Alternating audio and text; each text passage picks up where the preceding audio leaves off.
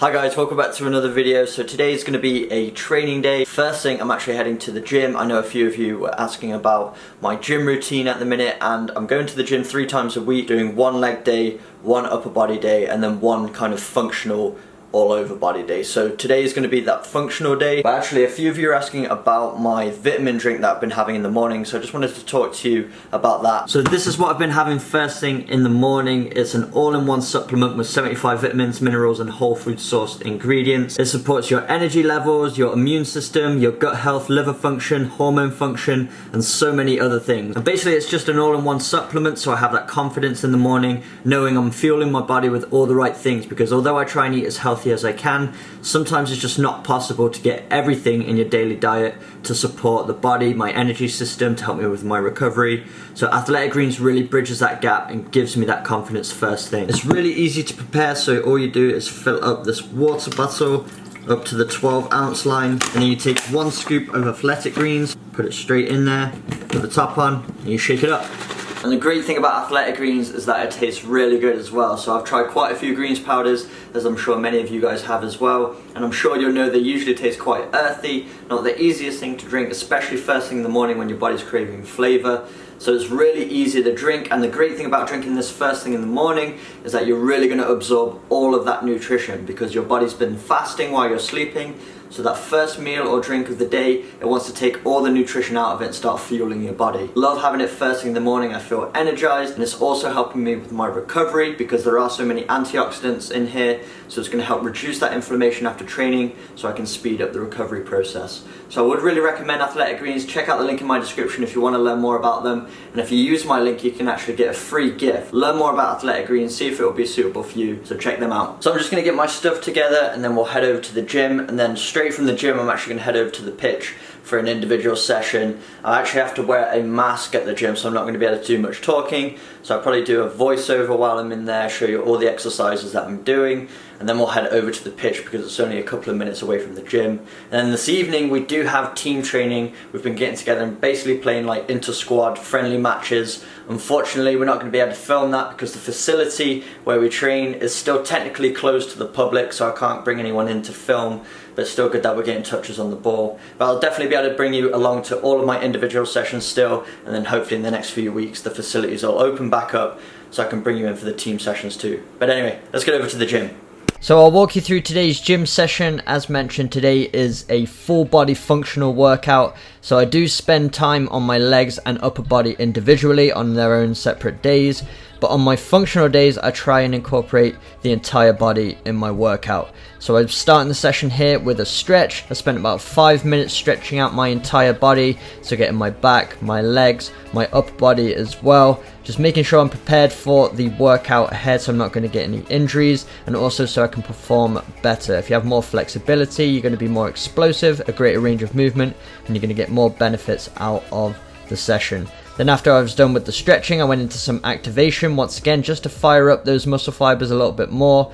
I consider this a part of my warm-up, but you can get a workout from bands in themselves. You just need to do a few more reps and a few more sets. So I'm just doing 1 set of 10 per each exercise, and that was just good enough to get all the muscle fibers activated. Once again, just to prevent injuries, but also allow me to perform at my best during the session. I'm trying to get maximum benefits out of the exercises that I perform.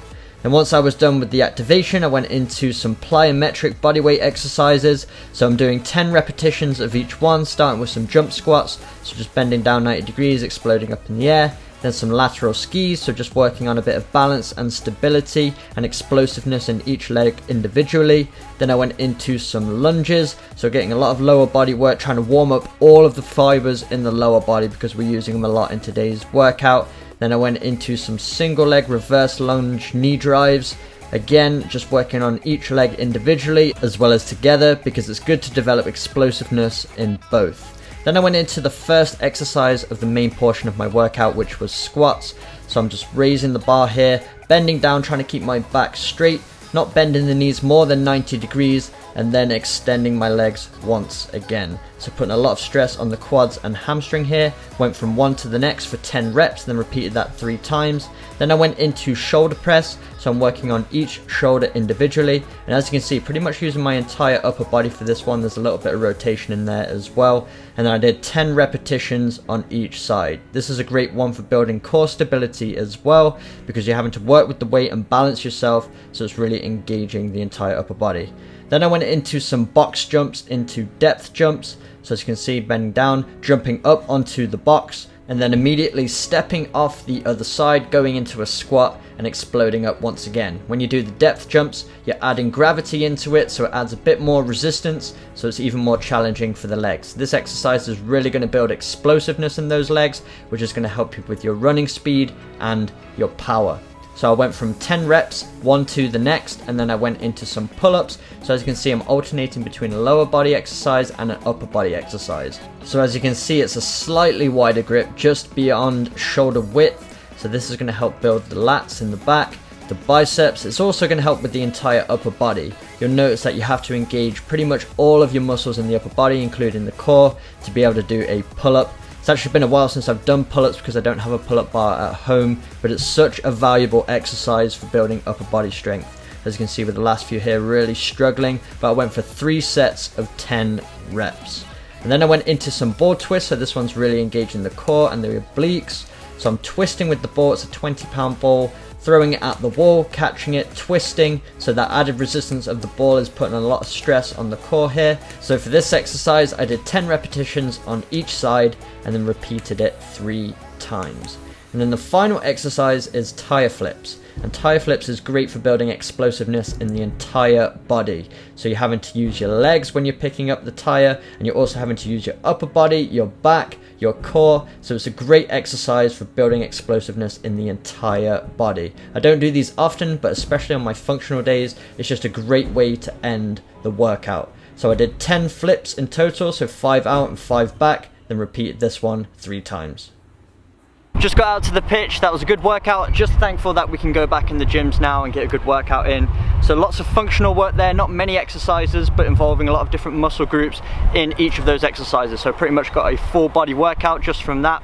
So I'm out on the pitch now, I've already setting up all my drills. Today's focus is mainly on that 10-yard explosiveness. So with and without the ball over short distances. That's something I'm trying to work on during this off season and improve, because especially with indoor, a lot of the races are over short distances. So I want to maximize my explosiveness and my acceleration. So a lot of these drills will be focusing on that. And then at the end, I've got a good fitness drill as well that involves the entire half of a pitch. So it should be really good. So not going to get into too much technical work today, mainly dribbling, because tonight we do have team training. So today I can be a little bit more specific with what I want to achieve with this individual session. So I'll put the session on the screen for you guys right here if you want to take a screenshot and do it for yourselves.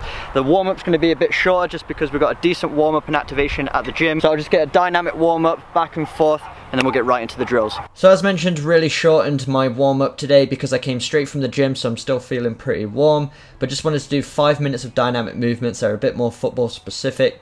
So just changing up the angle, doing some lateral shuffles, some side to sides, doing some high kicks, some heel flicks, all of those movements that are really going to engage the muscles that I'm going to be using during this training session. So getting the blood flowing once again, as I did have to drive over as well. So even if you do come straight from the gym, if you're driving to your next location, it's good just to get a little bit of a warm up, just to make sure that blood is circulating.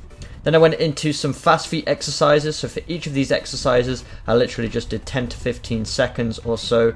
Just again, firing up everything, getting ready to go, because there's quite a few sprints in today's training session. So I don't want to be getting any injuries, and I want to make sure I'm fully fired up so I can perform at my best. And then I'm also doing some lateral shuffles here, as you can see, just quick feet in and out. Just working on those arm movements too. It's good to synchronize your arm movements with your foot movement. It's just going to make you more efficient in your running technique. And then finally did some diagonal shuffles, so just going around the cone and then going backwards. So forwards and backwards, just working on that footwork, that coordination, and also a little bit of awareness, making sure I'm not hitting those cones. And then after 10 to 15 seconds of those 3 exercises, I went into some ball mastery, so just getting some touches on the ball here. So I did 20 seconds of each of the exercises you'll see. So starting off with these U's, so just using the inside and sole of both feet, just trying to get touches with all the different surface areas. I love to do ball mastery at the start of my sessions, just a great way to get comfortable on the ball, warm up those touches before you go into anything a bit more intense. Then I went into those squares as you just saw. Then I'm going into some figure of 8s, just using my right foot for 20 seconds. Then I did the exact same thing using my left foot only for 20 seconds. So using the inside and outside of each foot individually. And then finally I finished with some figure 8s, just using both feet. So making use of the inside and outside of both feet, going around those cones in a figure of 8 shape. Then once I was done with all of these exercises, going for 20 seconds through with just a few seconds of rest between each one, I moved into some 20-meter sprints. And I did 10 of them in total. So I've got 2 gates, they're about 20 wide strides apart from each other. And I'm sprinting on the way up and then jogging on the way back. So we're never stopping, but we are getting a recovery on the way back, allowing us to get oxygen back into the body so we can tackle each one at high intensity. For this exercise, I'd recommend easing into it gradually, so increasing the speed with each repetition. So for the first few, go at about 85%, 90%, and then certainly on the last few, you want to be opening up your legs and going at 100% intensity. But this is a great exercise working on your explosive speed over short distances and then that active recovery. So you're not stopping after any reps, you're going from one to the next. Then I went into the PATO dribbling drill. You might have seen this one on the channel before, another one of my favorites. So it works on a little bit of explosive speed off the ball, and then you retrieve the ball with some tight spaced dribbling, weaving in and out of the cones, and it's down to the bottom cone here, and then you're accelerating with the ball up to the top and stopping it in the square. For this drill, I just went through 5 repetitions in total, so able to get a lot of touches on the ball, working on those sharp turns around the corners as well. Then after 5 reps of this drill, I went into another dribbling drill, this time starting at the top of the 18-yard box, accelerating without the ball to the 6-yard box, where I pick up the ball, then turn out, dribble towards the 18-yard line where the D meets the line, turn around that cone, back to the 6-yard box, out to the opposite side where the D meets the line, back to the starting gate, push the ball through and finish into the net. So for this drill, I did 4 repetitions in total. I did 2 going out turning right and then 2 going out turning left, allowing me to get some finishes on both feet. This is a great drill for working on a bit of speed endurance with the ball. As you can see, you're traveling a bit further than you are in the PATO drill, so you're really building up lactic acid in those legs. So it's going to challenge you to keep control of the ball at high speed when your legs are starting to feel heavy, and keeping sharp around those corners as well. And then I finished the training session with this fitness activity. So using one half of the pitch, we're starting at one side of the halfway line. It's a slow jog across. Then once we reach the opposite side, it's about an 80% jog all the way around. So it's a good solid pace, not quite a sprint and not quite a jog, it's somewhere in between. It's going to be a challenging pace that you want to maintain for all 3 sides of that half of the pitch. Then once you get all the way back to the start, back to a recovery, you're going to get on the ball this time, so very slowly across, just get some touches on the ball and get your breath back. Use this time to get oxygen back into the lungs.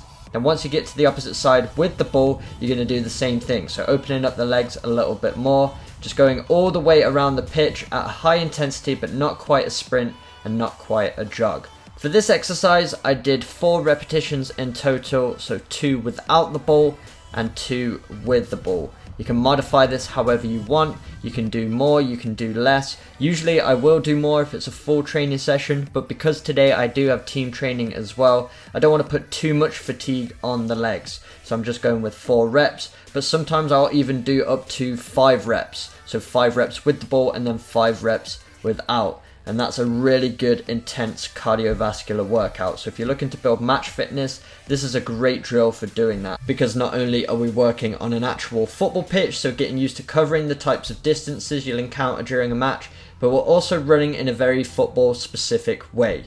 We're working in intervals, always changing speed, which is very match specific, because in the game of football, sometimes you're going to be jogging, sometimes you're going to be walking, sometimes you're going to be raising it up to 80-90%, and sometimes you're going to be in a flat out sprint. So if you can replicate this in your training sessions as well, it's really going to help you with your match fitness. So that's the session complete. Almost exactly 45 minutes on the dot. Woo. So not loads of work there, but very, very intense. But that's training done for the day in terms of individual training. As soon as the facilities open up and I can bring you along to the team training sessions, I will do so to show you what we're doing in those. But I hope you enjoyed today's video, seeing more behind the scenes of how I'm preparing in my off season. I'll be sharing more of these training session days in the near future as well. My leg workouts, my upper body workouts, and everything else that I'm doing to prepare for pre-season, which is coming up in a couple of months. So stay tuned for those. If you did enjoy today's video, make sure you smash the like button, hit the subscribe button for weekly training videos, and I will see you guys in my next video.